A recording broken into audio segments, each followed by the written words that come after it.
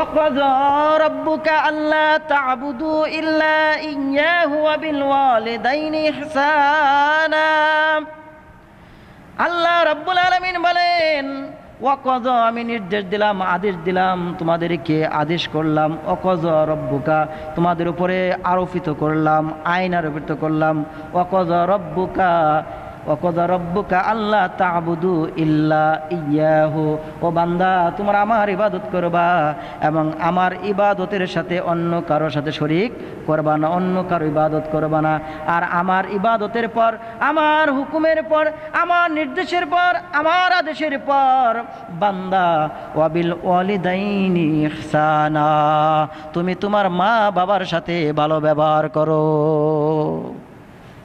আল্লাহর হকের পরেই সর্বপ্রথমে কার হক আলোচনা করলেন মা বাবার হক মা বাবার হকের কথা আল্লাহ তাআলা সর্বপ্রথমে আলোচনা করলেন আমার ভাইয়েরা আমার বন্ধুগণ মা বাবার হক এরপরে আল্লাহ রাব্বুল আলামিন সূরা নিসার ভিতরে আল্লাহ রাব্বুল আলামিন বলতেছেন মা বাবার হকের পরে আল্লাহ তাআলা বলেন ওয়াবিজিল কুরবা আত্মীয় স্বজনের হক কার হক আত্মীয় স্বজনদের হক এখন আমরা পৃথিবীতে আত্মীয় স্বজনের হক আমরা আদায় করি না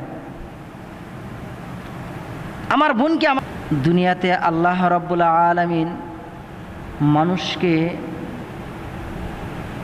ইবাদতের জন্য আল্লাহ তাআলা প্রেরণ করেছেন সেই ইবাদত বাদ দিয়ে অন্যের গোলামি করা যাবে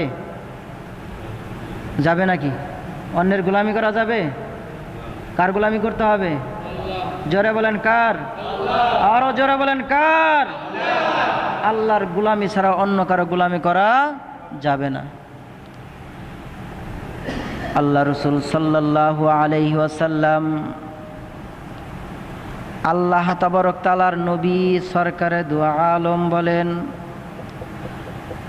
দুটি হক জমিনে আল্লাহ তাআলা নির্ধারণ করেছেন কয়টা হক দুইটা হক আল্লাহ তাআলা নির্ধারণ করেছেন হক অর্থ অধিকার হক অর্থ কি অধিকার দুইটা অধিকার আল্লাহ রাব্বুল আলামিন নির্ধারণ করেছেন এক অধিকারের নাম হলো হাক্কুল্লাহ আল্লাহর হক আল্লাহর অধিকার আরেকটা হইল হাক্কুল ইবাদ বান্দার হক বান্দার অধিকার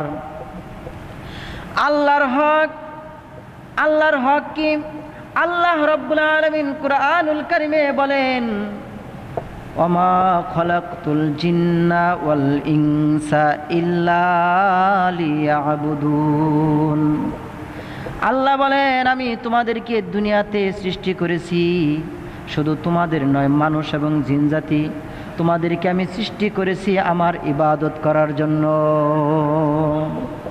তাহলে আল্লাহর হক হলো আল্লাহর ইবাদত করা আল্লাহর কি করা আল্লাহর ইবাদত করা আল্লাহর গোলামি করা এটা হক আল্লাহর হক মানে হাক্কুল্লাহ আল্লাহর হক আল্লাহ তাআলা এই হক সম্পর্কে সুন্দর মতো কুরআনুল কারীমে সূরা নিসায় আলোচনা করেছেন এই ব্যাপারে হক সম্পর্কে আল্লাহর রাসূল আলোচনা করেছেন হাদিসের ভিতরে রাসূল করিম সাল্লাল্লাহু আলাইহি ওয়াসাল্লাম এর এক সাহাবী রাসূল করিম সাল্লাল্লাহু আলাইহি ওয়াসাল্লাম সাহাবীর নাম হলো মুয়াজ রাদিয়াল্লাহু তাআলা মুয়াজ রাদিয়াল্লাহু তাআলা বলেন আমি নবী করিম সাল্লাল্লাহু আলাইহি ওয়াসাল্লামের সাথে গাধার পৃষ্ঠে তার পিছনে আরোহণ ছিলাম গাধা চিনেন না গাধা চিনেন না আগে গাধা দিয়ে কি করতো মাল আনা নেওয়া করতো সম্পদ আনা নেওয়া করতো এখনো আছে গাধা আছে ঘোড়া আছে না ঘোড়ার গাড়ি গাধার গাড়ি আছে আমাদের এই কৃষ্ণগড় এলাকাও আছে ঘোড়া এবং গাধা দুটোই আছে এই যে গাধা এই মুয়াজ রাদিয়াল্লাহু তাআলা আনহু বলতেছেন আমি নবীর সাথে গাধার পৃষ্ঠে নবীর পিছনে আরোহণ করা মানে নবীজি গাধার সামনে এবং আমি নবীর পিছে বসা সুবহানাল্লাহ ওই যে হুন্ডায় চড়েন একজনের ড্রাইভার আরেকজনের পিছে বসে কি বসে না নবী আমার গাধার পৃষ্ঠে বসা তার পিছে আবার মুয়াজ রাদিয়াল্লাহু তাআলা আনহু বসা এই মুয়াজ রাদিয়াল্লাহু তাআলা আনহুকে বলেন নবী ডাকতে বলতেছেন ওগো মুয়াজ ফাকালা ইয়া মুয়াজ নবী ডাকতে বলে ওগো মুআজ, হাল তাদরি হাক্কুল্লাহ আলা ইবাদিহি ওয়া মা হাক্কুল ইবাদি আলাল্লাহ।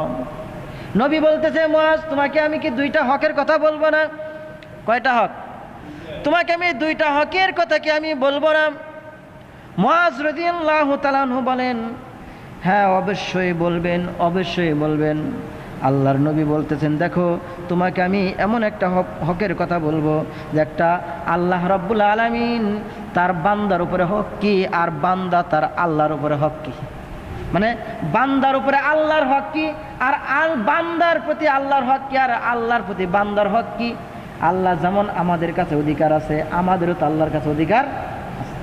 বান্দা যদি আল্লাহর কাছে অধিকার চায়, জান্নাত চায়, আল্লাহ বলতে যে বান্দা তুমি যেমন আমার কাছে দাবি করতেছো, অধিকার চাইতেছো, ও বান্দা আমারও তো দাবি আছে, আমারও তো অধিকার আছে।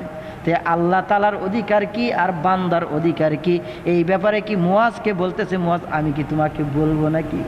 মুআজ রাদিয়াল্লাহু তাআলা বলতেছে, হে আল্লাহ রাসূল, ওগো সরকার, কুলতুল্লাহ, ওগো সরকার, আপনি যে বলবেন ঠিক আছে, কিন্তু কি বলবেন, কি হক এটা তো আমি জানি না। আলামু, আল্লাহ রাব্বুল আলামিন জানেন এবং আপনি ভালো জানেন। কে জানেন? আল্লাহ জানেন এবং আপনিই ভালো জানেন। বলেন। আল্লাহর নবী বলেন, ফাইন্না হাক্কাল্লাহ আলাল ইবাদ। আল্লাহ রাব্বুল আলামিনের হাবিব বলেন, তাহলে শুনো, বান্দার উপরে আল্লাহর হক, বান্দার উপরে আল্লাহর হক হলো আলাল ইবাদি আই ইয়াবুদুহু ওয়ালা ইশরিকু বিহি শাইআ। নবী আমার ডাক দিয়ে বলতেছে, হে মুআজ তুমি শোনো, আল্লাহ তাআলার যে হক আছে বান্দার উপরে, সেটা হলো ইয়াবুদুল্লাহ, আল্লাহ তাআলার ইবাদত। কি বলেন? যারা বলেন কি? আল্লাহর ইবাদত, আল্লাহর গোলামি। কিন্তু ওই গোলামি এমন গোলামি যেই ইবাদতের ভিতরে, যেই গোলামের ভিতরে কোনো শিরকি থাকবে না। ওয়ালা তুশরিকু বিহি শাইআ, কাউকে অংশীদার করা যাবে না। আমরা ইবাদতের ভিতরে অংশীদার করি কিনা? ইবাদতের মধ্যে আমরা কত অংশীদার করি? ইবাদতের ভিতরে শিরকি করি, ইবাদতের ভিতরে অনেক নাফরমানি জিনিস ঢুকায় ফেলি নিজের মন মতো। কোরআনে যেটা বলছে, হাদিসে সুন্নাহ অনুযায়ী যেটা করতে বলছে, সেটার বিপরীত আমরা করি কি করি না? সেটাও কিন্তু আমরা করি। এখন বর্তমানে এমন একটা প্রভাব আছে, যেই বাংলাদেশে যে এমন একটা প্রভাব আছে, পীরের পায়ে সেজদা দেয় কিনা? পীরের পায়ে কি করে? সেজদা দেয় কিনা বলেন? পীরের পায়ে সেজদা দেয়, এটা কিন্তু শিরক। পীরের পায়ে সেজদা দেওয়া যাবে না, রাসূল করিম সাল্লাল্লাহু আলাইহি ওয়াসাল্লাম নিষেধ করেছেন। এক সাহাবী নবীর কাছে আসে বলতেছেন, নবীর কাছে এসে নবীর পায়ে সেজদায় পড়ে গেছে। নবী আমার ডাক দেয়, বলে সাহাবী তুমি কি কাজ করলা? এইটা করা যাবে না, এটা শিরক, এটা করা যাবে না। নবী যেখানে নিষেধ করছে, সেখানে আমাদের কিছু পীর বাবা আছে, তারা কি করে? কয় কি তাজিমি সেজদা করি, তাজিমি সেজদা। পায়ের মধ্যে কোনো তাজিমি সেজদা চলবে না, সালামি চলবে। সালামি আর ওটার হিসাব আলাদা, আমি এদিকে যাব না। তাহলে আল্লাহর হক, আল্লাহর ইবাদত করা, কি করা? জোরে বলেন, আল্লাহর ইবাদত করা। হাক্কুল্লাহ, আল্লাহর হক হলো ইবাদাতিল্লাহ, আল্লাহ তাআলার ইবাদত করা। ওয়ালা তুশরিকু বিহি, এবং আল্লাহর ইবাদতের ভিতরে কাউকে শরীক করা যাবে না, অর্থাৎ আল্লাহর সাথে কাউকে সমকক্ষ করা যাবে না। আল্লাহর নবী যখন এই কথা বললেন, এই কথা বলার পর আবার বলতেছে, মুআজ তুমি শোনো, এখন আল্লাহর উপরে বান্দার হক কি সেইটা শোনো। আল্লাহর হক তো শুনলা, এখন বান্দার হক শোনো। বান্দার হক হইল, আল্লাহর নবী বলতেছেন, বান্দার হক হইল ওয়া হাক্কুল ইবাদি আলাল্লাহ, আল্লাহর কাছে বান্দা এমন কিছু অধিকার আছে যেটা হলো আল্লাহ ইউআযিবু মান লা ইশরিকু বিহি শাইআ। নবী আমার ডাকদা বলতেছে, মুআজ বান্দার হক হইল আল্লাহর ইবাদত করবে কিন্তু আল্লাহর সাথে কাউকে শরীক বানাবে না। আর যদি এই জিনিসটা যদি না করে, আমার আল্লাহ রাব্বুল আলামিন বলতেছেন তাকে শাস্তিও দিবে না। যদি বান্দা যদি ইবাদত শিরিক মুক্ত ইবাদত করতে পারে আল্লাহ তাকে কি করবে না, শাস্তিও দিবে না। এরপরে বলতেছেন ফাকুলতু ইয়া রাসূলুল্লাহ, ওগো সরকার, ওগো নবী, তাহলে আমি কি করি? ফালা আফালা আবাশশিরু বিহিন নাস, তাহলে আমি এই কথাটা, এই সুসংবাদটা কি লোকদেরকে আমি জানায় দিব কিনা? সুসংবাদটা কি জানাই দেব? মুয়াজ বলতেছে, নবী আমার ডাক দিয়ে বলতেছেন ক্বালা লা তুবাশশিরুহুম ফায়াতাকিলু, না এই কথাটা জানানো যাবে না, কারণ এটা গোপন রাখো, গোপন রাখো। যদি এই কথা জানাও তাহলে পাবলিকে আরও অনেক কিছু করবে, কিন্তু শিরিক মুক্ত করবে, এই জন্য এটা তোমার জানানো যাবে না। নবী নিষেধ করে দিলেন। ভাইয়েরা আমার, এই হকুল্লাহ আল্লাহর ইবাদত, আল্লাহর হুকুম, আল্লাহর হক সম্পর্কে আল্লাহ তাআলা সূরা ভিতরে আলোচনা করেন। আল্লাহ রাব্বুল আলামিন বলতেছেন, হক সম্পর্কে আলোচনা করতেছেন। আল্লাহ তাআলা বলেন ওয়া'বুদুল্লাহা ওয়া লা তুশরিকু বিহি শাইআ। আল্লাহ রাব্বুল আলামিন বলেন ওয়া'বুদুল্লাহ, তোমরা আমার ইবাদত করবা, আমার বন্দেগী করবা, আমার গোলামি করবা, কিন্তু খবরদার খবরদার ওয়ালা তুশরিকু বিহি শাইআ, এবং আমার সাথে শিরকি করবা না, আমার সাথে কাউকে শরীক করবা না। একটা গেল। তারপরে বলতেছে ওয়াবিল ওয়ালিদাইনি ইহসানা, ওয়াবিল ওয়ালিদাইনি ইহসানা, এটা আবার বান্দার হক। কার হক? বান্দার হক। তাহলে আল্লাহর হক, এই হাদিসের মাধ্যমে আল্লাহর হক আমরা জানতে পারলাম দুইটা। কয়টা? আল্লাহ আমাদের কাছে দুইটা জিনিস চায়, দুইটা আবদার। একটা হলো ইবাদত আর একটা হলো শিরিক মুক্ত। একটা ইবাদত আর একটা শিরিক ছাড়া। তাহলে শিরিক করা যাবে না, আর একমাত্র আল্লাহর ইবাদত করতে হবে। এই দুইটা হলো আল্লাহর হক, বান্দার উপরে পায়। এবং এখন আল্লাহ যে হক পায়, এই আল্লাহর হকের সাথে আমার বান্দার হক আছে। দুইটা হকের কথা বলছে, একটা হাক্কুল্লাহ, হাক্কুল ইবাদ, এটা বান্দার হক, এটা আল্লাহর হক। আল্লাহর হক আল্লাহর ইবাদত, এবং কাউকে শরীক করা যাবে না আল্লাহর সাথে। গেল। এখন বান্দার হক কি? বান্দার হক সম্পর্কে আল্লাহ তাআলা সূরা বনী ইসরাঈল 30 নম্বর আয়াতে আল্লাহ বলেন, দেখেন ওয়াকাযা রাব্বুকা আল্লা তা'বুদু ইল্লা ইয়্যাহু ওয়া বিল ওয়ালিদাইনি ইহসানা। আল্লাহ রাব্বুল আলামিন বলেন ওয়াকাযা, আমি নির্দেশ দিলাম, আদেশ দিলাম, তোমাদেরকে আদেশ করলাম। ওয়াকাযা রাব্বুকা, তোমাদের উপরে আরোপিত করলাম, আইন আরোপিত করলাম। ওয়াকাযা রাব্বুকা, ওয়াকাযা রাব্বুকা আল্লা তা'বুদু ইল্লা ইয়্যাহু, ও বান্দা তোমরা আমার ইবাদত করবা, এবং আমার ইবাদতের সাথে অন্য কারোর সাথে শরীক করবা না, অন্য কারো ইবাদত করবা না। আর আমার ইবাদতের পর, আমার হুকুমের পর, আমার নির্দেশের পর, আমার আদেশের পর বান্দা ওয়াবিল ওয়ালিদাইনি ইহসানা, তুমি তোমার মা বাবার সাথে ভালো ব্যবহার করো। আল্লাহর হকের পরেই সর্বপ্রথমে কার হক আলোচনা করলেন? মা বাবার হক। মা বাবার হকের কথা আল্লাহ তাআলা সর্বপ্রথমে আলোচনা করলেন। আমার ভাইয়েরা, আমার বন্ধুগণ, মা বাবার হক। এরপরে আল্লাহ রাব্বুল আলামিন সূরা নিসার ভিতরে আল্লাহ রাব্বুল আলামিন বলতেছেন, মা বাবার হকের পরে আল্লাহ তাআলা বলেন ওয়াবিদিল কুরবা, আত্মীয় স্বজনের হক। কার হক? আত্মীয় স্বজনদের হক। এখন আমরা এই পৃথিবীতে আত্মীয় স্বজনের হক আমরা আদায় করি না। আমার বোন কি আমার আত্মীয় না? কথা বুঝতেছেন? আমার বোন কি আমার আত্মীয় না? আমি যে বোনকে বিবাহ দিয়ে দিলাম, বোনের বাড়ি, এখন বোন আমার আত্মীয়। এখন এই বোন আত্মীয় হিসেবে সে তার বাবার অধিকার পায় কিনা বলেন? পায় না? বাবার অধিকার পায়, ভাইয়ের কাছ থেকে অধিকার পায়। বিশেষ করে বাবার কাছে অধিকার যেটা পায় সেটা হলো সম্পদ। সেটা কি? সম্পদ। এই সম্পদ নিয়ে, এই অধিকার নিয়ে আমরা কিন্তু এই অধিকারটা আদায় আমরা করি না। অধিকাংশ পরিবারে বোনের হক এটা আমরা আদায় করতে জানি না। বোনের হক আদায় করতে গেলেই দেখবেন বলে দুইটা পরিবার ছিন্ন। কি কথা ঠিক কিনা বলেন? এটা আপনাদেরকে কি বলে? আমার ব্যাপারে বলতেছি। আমার নানির বাড়ি এখন আমরা যাইতে পারি না। আমার নানার বাড়ি আমি যাইতে পারি, আমরা যাইতে পারি না এখন।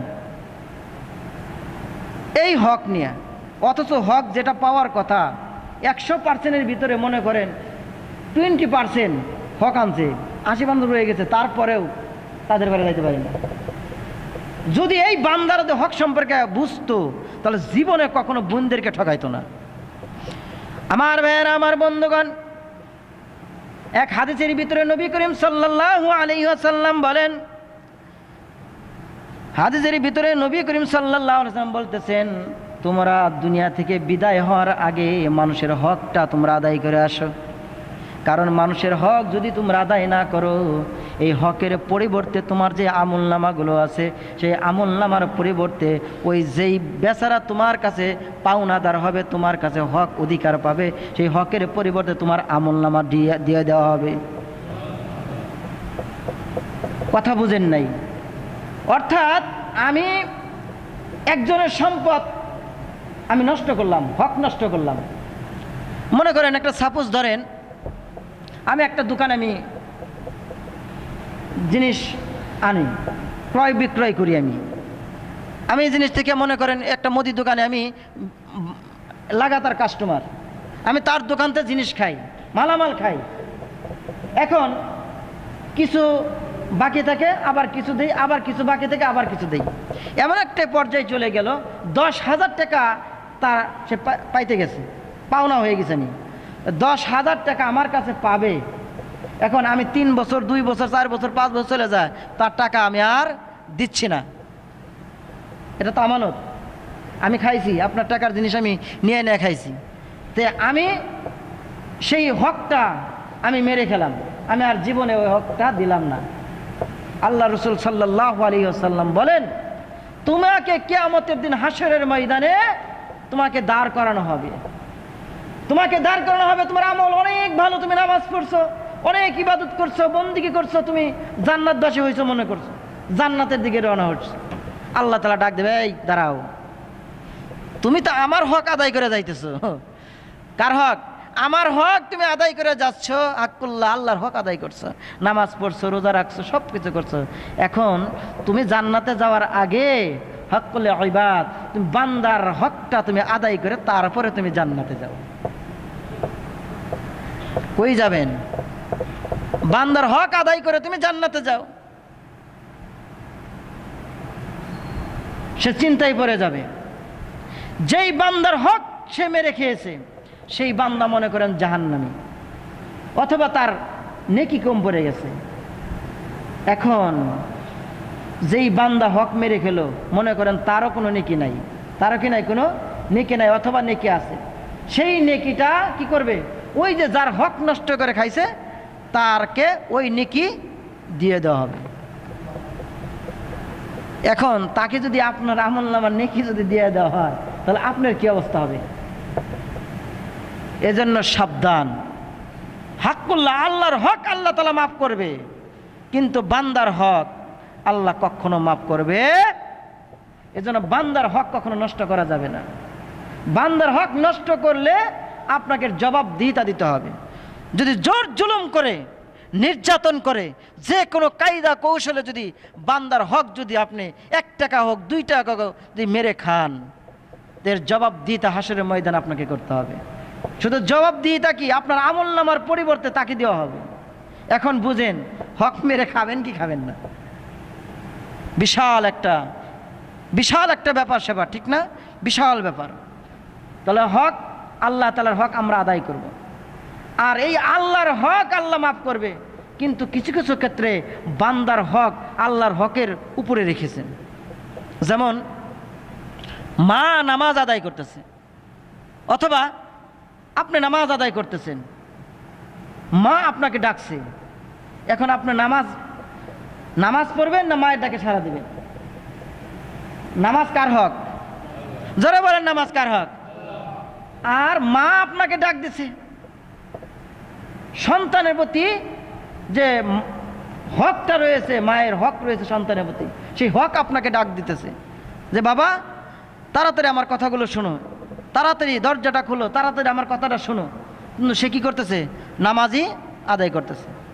যেমন জুরাইস রহমতুল্লাহ আলাইহি আল্লাহর ওলি ছিলেন, হাদিস শরীফে আছে এই জুরাইস বিশাল এক একজন আল্লাহর ওলি ছিলেন। উনি ইবাদত বন্দিগি করতেন, এমন ইবাদত বন্দিগি করতেন, সে নির্জনে বন্দিগি করতেন। আর তার ঘরে, কিতাবে আছে, এরকম আছে, প্রমাণ আছে, তার ঘরে আলো লাগতো না, লাইটের আলো এগুলো লাগতো না, তার আলো, তার ঘর এমনিই আলোকিত আল্লাহ তাআলা করে দিতেন। সুবহানাল্লাহ। ভালো ভালো খানা পাবলিকে তার কাছে না জমা করে দিত। প্রথম ফল, গাছের ফল এনে হাজির করতো। ভালো কিছু রান্না করলে প্রথম জিনিসটা এনে হাজির করতো। যেরকম আপনারা ইমাম সাহেবকে খাওয়ান না? আগে কি করতো, আগের মানুষ, আগের মুরব্বীকে আমি দেখছি ছোটকালে যখন লেখাপড়া করছে তখন দেখছি যে মসজিদের ইমাম সাহেবদেরকে কি করতো, গাছের আগের ফলটা যেটা আছে ওটা জীবনে প্লানরাও খাইতে দিত না, নিজেরাও খাইতো না, হুজুর এনে খাওয়াইতো। আগে হুজুর আগে খাইতো, তারপরে ছেলেদেরকে নিজেরা খাইতো। এখন কি সেটা আছে? সেটা নাই, উঠে গেছে। তাহলে আপনার আল্লাহ তাআলার রহমত আপনি আমি কিভাবে আশা করতে পারি? আল্লাহর নবীর ওয়ারিসদেরকে সম্মান করতে বলছে, এখন নবীর ওয়ারিসদেরকে আমরা সম্মান করতে জানি না। এই জুরাইস নামাজরত অবস্থায় মা এসে দরজায় কাঠগড়া, দরজায় এসে ডাকতেছে, জুরাইস, বাবা জুরাইস। কোনো শব্দ নাই। জুরাইস বলতেছে, এখন আমি কি আল্লাহর ইবাদত করব, আল্লাহর হক আদায় করব, না আমি আমার মায়ের হক আদায় করব? জুরাইস চিন্তায় পড়ে গেছে, কি করি? সে ব্রেনটে কেস করেছে, না আমি আল্লাহর ইবাদতকে প্রাধান্য বেশি দিব। আল্লাহর ইবাদতকে প্রাধান্য দিয়েছেন। মা আবার ডাক দিয়েছেন, বাবা জুরাইস, আমার কথাটা শোনো, দরজাটা খুলো। আবার ইবাদতেই মশগুল, মায়ের কথা শুনতেছে না। 3 বার যখন হয়েছে, মা অভিমান করে বদদুয়া দিয়েছেন, তুমি আমার দরজা খুললা না, আমার জন্য তুমি দরজা খুললা না, যাও তুমি ব্যবসার জন্য দরজা খুলো। ব্যবসা বুঝেন? বাজারি মহিলা ব্যবসার জন্য দরজা খুলো। অর্থাৎ সে বদ্ধ করেছে আল্লাহ তাআলা যেন তোমাকে ব্যভিচারী নারীর লানত তোমার উপরে পড়ে, এই শাস্তি তোমাকে যদি পেতে হয়। আল্লাহ তাআলা কবুল করেছেন, আল্লাহ তাআলা কবুল করেছেন। ওই জায়গার সময়, ওই সময় একজন ব্যভিচারী নারী ছিল। সেই ব্যভিচারী নারীর গর্ভে সন্তান আসলো, সন্তান হলো। এখন বলা বলে শুরু হয়ে গেল, এই সন্তান কার? আর ওই ব্যভিচারী বলতেছে, দিশাহারা পাইতেছে না, কার কথা বলুম। তখন সে বলতেছে, ওই যে ডেরার উপরে যে ইবাদত বন্দি করে তোমরা যার ওলি মনে করতেছো, আল্লাহর ওলি মনে করতেছো, তোমরা বড় হুজুর মনে করতেছো, পিসাব মনে করতেছো, উনি হলো আমার এই সন্তানের বাবা। নাউজুবিল্লাহি মিন যালিক। এখন লোকেরা কি করবে? যদি শুনেন হুজুরে ইমাম সাহেব অমুকে এইটা করছে, তখন কি হুজুর আর ইমাম থাকবে আপনাদের কাছে? বলেন। কিল, ঘুষি, লাঠি যা আছে লাঞ্ছিত করার সবই করেন, বুঝবেন না তো, না জানেন, না বুঝে উল্টাপাল্টা কাজ করবেন। এখন এই রকমই আমাদের বর্তমান দেশে আলেম সমাজদেরকে এই অবস্থাটাই করতেছে, আলেমকে সম্মান করতেছে না, আলেমের উপরে আঘাত আনতেছে কিনা বলেন? নির্যাতন, কত নিপীড়ন, কত অসহ্যকর জিনিস আলেমের উপরে ঝরাও হইতেছে। জুরাইস কথা যখন এই কথাটা শুনছে পাবলিকে, শোনার সাথে জনগণে আইসা মনে তার ডেরা ভেঙে দিয়েছে, এবং কি কিতাবে আসছে তার ডেরা কি জ্বালাইয়ে দিয়েছেন। ইবাদতের করার মতো আর পরিস্থিতি নাই, কি অবস্থা করবে? তখন ওই সন্তানকে নিয়ে ডেরার সামনে হাজির হয়েছে, হাজিরে বলছে, এই জুরাইস তুমি বের হও, তুমি এই আকাম কেন করলা? তুমি আকাম কেন করলা? জুরাইস বলছে, কি হয়েছে? আমি তো কিছু বুঝতে পারছি না, তোমরা এমন ভালো ব্যবহার আমার সাথে করছো, এত জিনিস আমাকে খাওয়াইছো, এত সম্মান তোমরা আমাকে করেছো, আজকে সম্মানের বিপরীতে অসম্মানই তোমরা করলা, বরং আমার গায়ে হাত তুললা, কারণ কি আমি তো কিছু বুঝতেছি না। তুমি বুঝো না, ওই যে সন্তান তোমার সন্তান, তোমাকে কোলে নাও, তোমার সন্তান। জুরাইস তো অবাক হয়ে গেছে, আমার সন্তান মানে? হ্যাঁ তোমার সন্তান। এই যে এই মহিলা বলতেছে তুমি তার সাথে খারাপ ব্যবহার করেছো, ব্যভিচার করেছো, জিনা করেছো। জুরাইস বলতেছে, আচ্ছা ঠিক আছে, এদিকে নিয়ে আসেন। জুরাইস সন্তানকে নিয়ে আনা হলো। জুরাইস সন্তানকে বলতেন, সন্তানের দিকে নিয়ে আসেন। সন্তানকে কোলে নিয়ে বলতে, এই সন্তান তুমি বলো তোমার বাবাকে, বলো তোমার বাবাকে তুমি বলো। এখন আল্লাহ তাআলা সন্তানের জবান খুলে দিয়েছে। সন্তান বলতেছে, হে এলাকার লোকজন, হে জনগণ, তোমরা শোনো, আমার বাবা এই আল্লাহর ওলি না, আমার বাবা অমুক রাখাল, আমার বাবা, আমার মা অমুক রাখালের সাথে ব্যভিচারী করেছে, জেনা করেছে, সেই জেনার ফল আমি এই আল্লাহর ওলির কোনো দোষ নাই। তাহলে মায়ের বদদোয়া, মায়ের হক যদি আমি আপনি আদায় না করি, তাহলে এখানে বুঝাইতেছে আল্লাহর হক যদি একটু দেরিতেও করেন করতে পারবেন, কিন্তু মা বাবার হক, বান্দার হক যত তাড়াতাড়ি আপনি পারেন তত তাড়াতাড়ি আপনি ক্লিয়ার করেন। বান্দার হক নষ্ট করা যাবে না। এই হকের ব্যাপারে আল্লাহ তাআলা কয়েকটা হক আদায় করার ব্যাপারে বলছেন। একটা হলো এতিমের হক, অভাবগ্রস্তদের হক, আর অনেক হক আছে, এগুলো আলোচনা করার সময় নাই, 18 বেজে গেছে। আমি এতটুকু বলবো ভাইয়ের আমার, আল্লাহর হক আল্লাহ মাফ করতে পারেন, ঠিক কিনা বলেন? আল্লাহর হক আল্লাহ মাফ করে দিতে পারেন, কিন্তু খবরদার বান্দার হক কিন্তু আল্লাহ তাআলা কখনো মাফ করবে না। কারণ আল্লাহর হক আল্লাহ মাফ করবে, বান্দার হক যে পর্যন্ত বান্দাই না মাফ করবে সে পর্যন্ত আমি আল্লাহও মাফ করব না। এজন্য খবরদার, খবরদার ভাইয়ের আমার, যাদের কাছে টাকা ঋণ আছেন, দোকান থেকে বাকি মাল খেয়েছেন এবং অন্য কোনো সম্পদ লুট করেছেন, অন্যায়ভাবে গ্রাস করেছেন, এতিমের সম্পদ বা অন্যভাবে যে কোনোভাবে বান্দার হক আপনি নষ্ট করছেন, ওই বান্দার কাছ থেকে মাফ চেয়ে নেবেন, না হলে তার কাছ থেকে যে কোনো একটা ফায়সালা করে নেবেন। যদি ফায়সালা ছাড়া যদি হাসরের ময়দানে উঠেন, ওই যে বললাম আপনার ইবাদতগুলো তার আমল নামায় দিয়ে দেওয়া হবে, ওই যে এর বদলে দেওয়া হবে। এই জন্য সাবধান হয়ে যান, সবাইকে বলতেছি, আমি সহ। খালি আপনাদেরকে বলে তো হবে না, আমারও দরকার আছে, নাকি বলে? হুজুর খালি নিজেই ওয়াজ করে, নিজের যেটা আমল করে, হ্যাঁ, তাহলে আমারও দরকার আছে। তাই আমিও চেষ্টা করব বান্দার হক যাতে নষ্ট না করতে পারি। এবং আপনারাও সদা সর্বদা এরকম যদি কেউ থেকে থাকেন, আমি জানি না, যদি থেকে থাকেন, আমার কথা প্রচার করার দরকার, প্রচার করা, আমি প্রচার করলাম, বান্দার হক যদি এরকম নষ্ট কেউ করে থাকেন, ওই বান্দার কাছ থেকে আদায় করে নেবেন তো ইনশাল্লাহ? জোরে বলেন, নেবেন তো ইনশাল্লাহ? আল্লাহ তাআলা আমাদের সকলকে বান্দার হক সঠিকভাবে আদায় করার তৌফিক আল্লাহ তাআলা দান করুক। ওয়া আখিরি দাওয়ানা আলহামদুলিল্লাহি রাব্বিল আলামিন। এর যারা সুন্নাত পড়েন না তারা সুন্নাত পড়েন না, হয়েছে না? দান বাক্স চালানো হয়েছে? আচ্ছা, দান বাক্সটা চালানো হয়ে লোক কিছু কথা বলবেন? আচ্ছা, এই ফাঁকে একটু কথা সময় দেবেন ইনশাল্লাহ, সময় দেবেন, একটু আসেন, তাড়াতাড়ি আসেন।